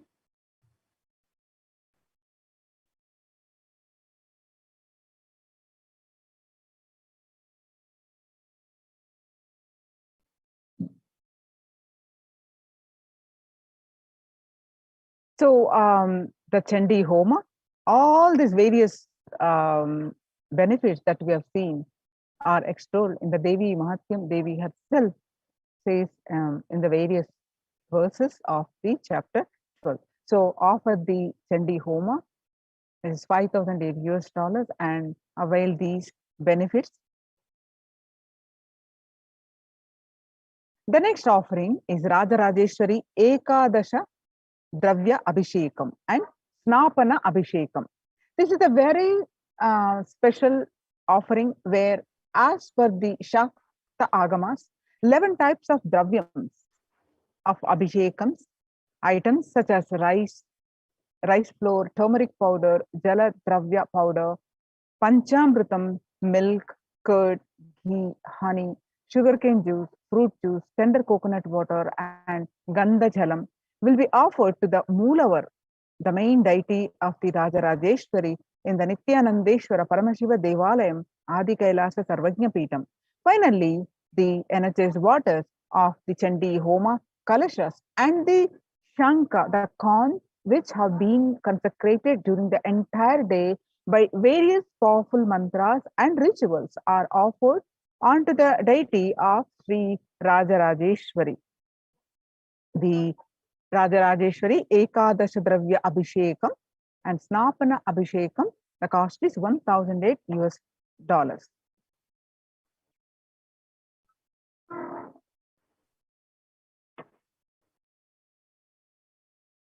And another rare offering that can be offered during this time of Navaratri is the Kumari Puja, the Dashabhairava Puja, and the Suvasini Puja. This is one of the rarest of the rituals when Devi Parashakti is invoked in living persons and worshipped. Through the initiation and blessings of the Supreme Pontiff of Hinduism, Swamiji, the 9 forms of Devi manifest in the women and the children present for the puja, and as they all accept our offerings and worship. Hinduism is a religion where everything is auspicious and is an embodiment of Parashakti. When one witnesses the worship of a physical body, which is radiating Parashakti, the highest auspicious thought currents that occur in that person will be mirrored in our brain as well. A heightened feeling connection to Parashakti will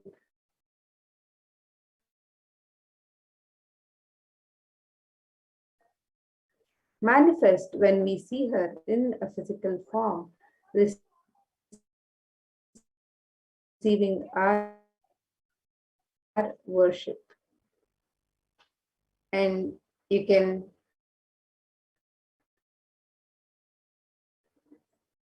register for this offering of the www.kailasamela.com/sevas.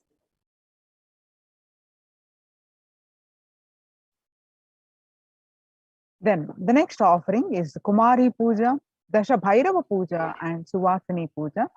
Each are different sevas. And the Kumari Puja, that all these 3 pujas happens every day, all the 9 days. Kumari Puja is the children are the pure manifestations of Parashakti with an innocent powerfulness through which the divine can be glimpsed. Parashakti's own extensions as the Kumaris, the young girls. Then the next is a Dasha Bhairava Puja. This puja is offered to young boys who are blessed by and initiated by the Supreme Pontiff of Hinduism to radiate powerful manifestations of Parashakti of Dasha Bhairavas. And next is the Suvasini Puja. Also, the happens every day. The married women who are initiates of the Supreme Pontiff of Hinduism sit as the form of Parashakti. This unique revival of worship is one of the rarest where Parashakti is actualized and is embodied and represents as an actual physical body of a Suvasini. As the Supreme Pontiff of Hinduism says, women are an embodiment of Parashakti. Here is a unique ritual in Hinduism recreating the same sacred sentiments Sri Ramakrishna had when he offered the Jadadhatri Puja to Sri Sharada Devi. So all these 3 sevas happens every day. The Kumari Puja, Dasha Bhairava Puja, and Suvasini Puja happens every day, all the 9 days. You can register, and the cost for each seva is $1,008 US. The next offering that we can offer to Devi Parashakti during these 9 days of celebration, especially to Devi Durga, is the Durga Pratima Prana Pratisthapana. And the Kularnava Tantra describes in detail the worship of Durga Devi, which is made out of clay. The Agamic injunctions prescribe details on the way clay should be procured. They describe exactly from which land the mud should be procured. These grand deities are made with the exact proportion as per the Shastras and are colored and decorated in the exact depiction of Durga Devi slaying the demon Mahishasura. This deity is an icon of Hindu feminism, where the cosmic mother, the cosmic feminine, vanquishes the mass negativity. Tremendous amounts of energy lands when Durga Devi receives Prana Pratishtapana by the Supreme Pontiff of Hinduism, Swamiji. So you can register for this ritual of Durga Pratima Prana Pratishtapana on the website www.kailasamela.com/sevas, and the cost for this offering of this seva is $2,508. The next is the Durga Saptami Puja. The tradition of Durga Puja is an ancient way for anyone to receive the grace and blessings of Paramashakti. When she manifests powerfully in the cosmos during the nights of Navaratri, the Durga Puja is described in the Kularnava Tantra and is done with a great pride and devotion in the traditions of Bengal. Durga Puja is an elaborate and intimate ritual where Bhagavati Durga graces and worship with all the best of the best offerings described in the Agamas. The family of Bhagavati Durga, Ganesha, Subramanya, Saraswati, along with the other respective Vahanas, all are worshipped and celebrated in the puja. This puja comprises of Mahasnana, Shodashopachara Puja, Arati. These are the sacred baths and the elaborate and grand offerings and the grand waving of light lamps, the Arati. This puja is described in such detail and done preparing all year.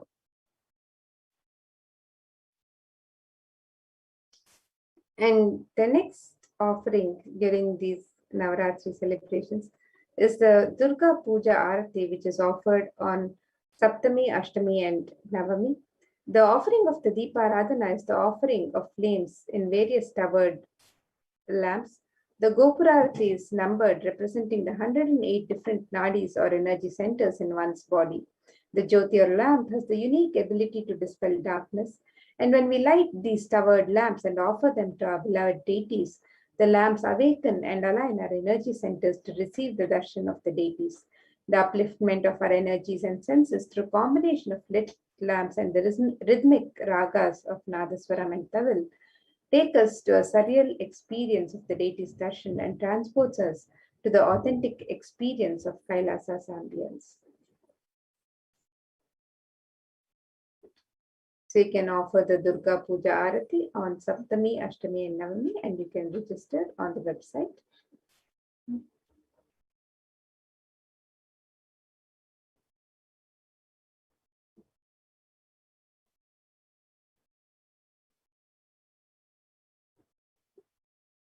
Yes, and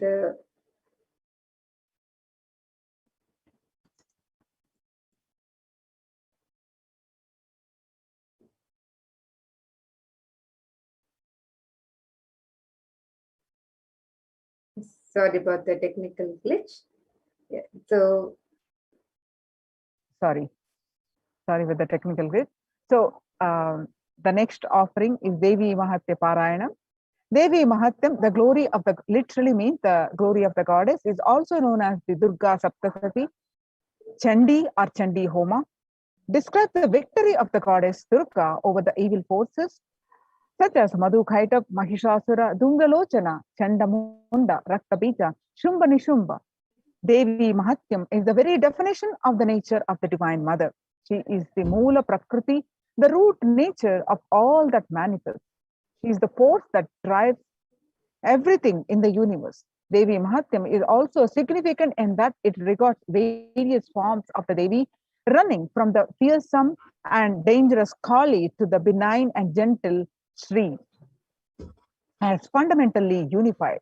The 10 priests will be chanting the Devi Mahatyam, which makes it a total of 7,000 verses every day.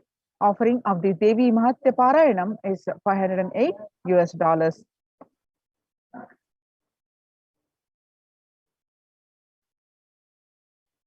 And the next offering is the Durga Ashtami Puja. This ritual is the recreation of the cosmological event when Durga Devi slayed the demon Mahishasura. The event when mass negativity was removed by Devi on the time transition between Saptami and Ashtami. This is the Sandhi. And at this time, a grand puja is offered to Durga Devi along with Lakshmi, Saraswati, Ganesha, and Subramanya. When these cosmological events are recreated at the same time in history, the stars and celestial bodies are in the same position as they were years ago. The same possibilities of events happen. The same mass negativity will be attended to by the cosmic mother. These rituals are the times when the same energies of the cosmos manifest as a divine clairvoyance and clear the mass negativity from the planet. And you can make this offering of the Durga Ashtami Puja on the website.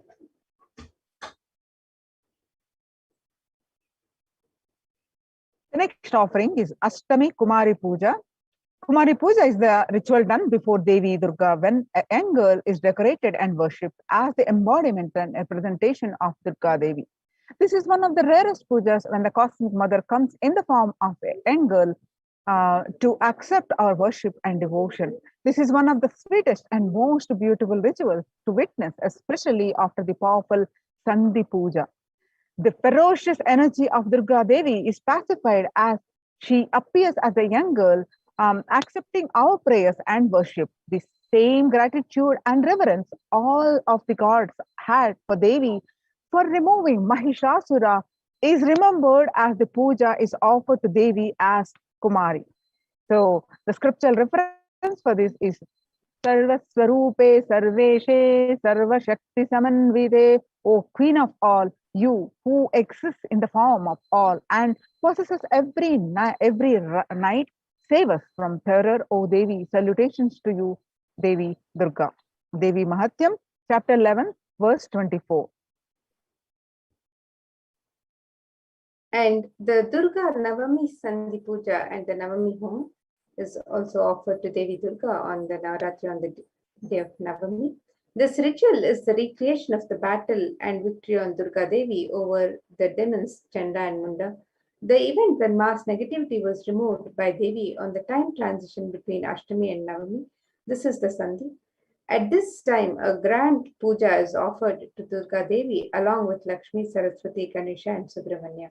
When these cosmological events are recreated at the same time in history, the stars and celestial bodies are in the same position as they were years ago. The same possibilities of events happen. The same mass negativity will be attended to by the cosmic mother.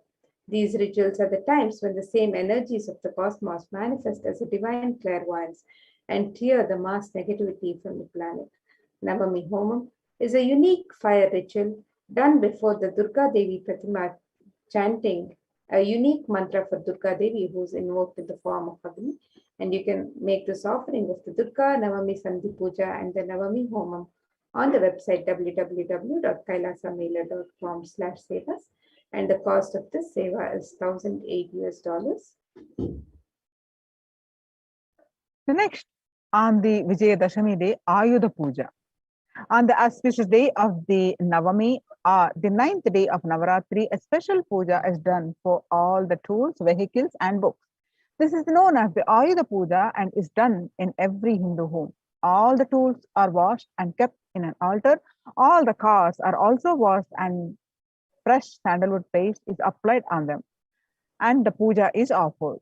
Special naivedyams and sweets are prepared for the occasion. This day, Paramashakti, who is present in all the tools and vehicles that help our lives become smooth and efficient.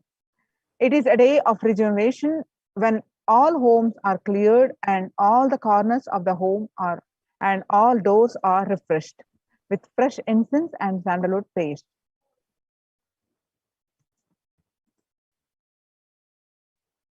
The next offering is the Utsava Rajarajeshwari Swarnangi Alankara Seva, which is the offering of the golden armor to the deity Rajarajeshwari.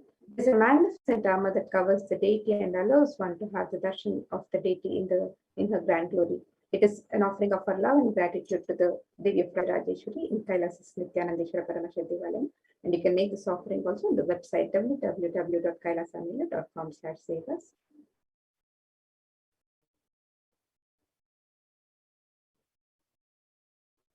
Then another offering is Maha Naivedya Seva on Vijayadashami. On the auspicious occasion of Vijayadashami, the Annalayas of Adi Kailasa and the devotees of the Nithyanandeshwara Paramashiva Devalayam offer the Maha Naivedya Seva, the 1,000 food offerings to Devi Parashakti. And we would like to offer this Seva. The cost is $1,000 US.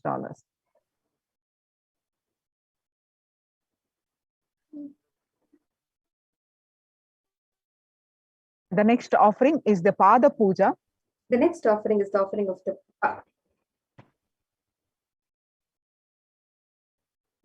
the Pada Puja on the auspicious occasion of Vijayadashmi. This is one of the most sacred offerings made from disciple to Guru. And the Shastra Pramana describes the water of the Guru's feet dries up the mud of the sins, lights the fire of knowledge, and causes one to cross the ocean of the worldly material life of Maya in the right way. So you can make this offering of the Pratyaksha Pada Puja on Vijayadashami to the Supreme Pontiff of Hinduism himself, and you can register for this. And the next offering is on Vijayadashmi is the offering of the Tulabharam, which is the ritual where material donations are made to the Supreme Pontiff of Hinduism, Swamiji, against the weight of his deity. The scriptures describe various items can be offered, from jaggery to sugar to silver and gold. And Tula means the scale, and it is the scale where donations are made against the weight of the deity of the Supreme Pontiff of Hinduism. So you can also register for this offering on the auspicious occasion of Vijayadashmi.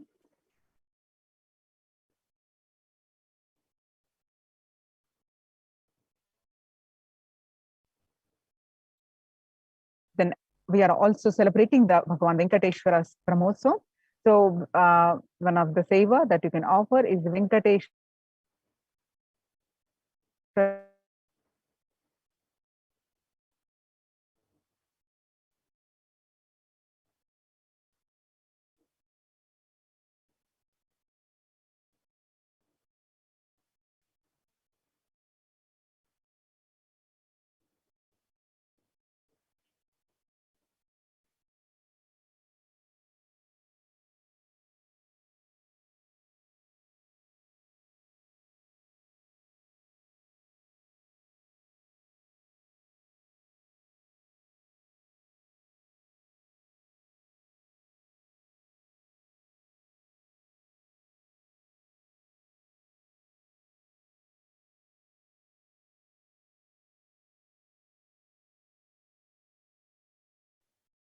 Yes, with that now we can get ready to witness the various rituals from the Adi Kailasa Nithyananda Sarvajna Pita, the Nithyanandeshwara Paramashiva Devalaya, as we celebrate the Navaratri celebrations happening in the temple. So let's get ready to witness these beautiful celebrations as we celebrate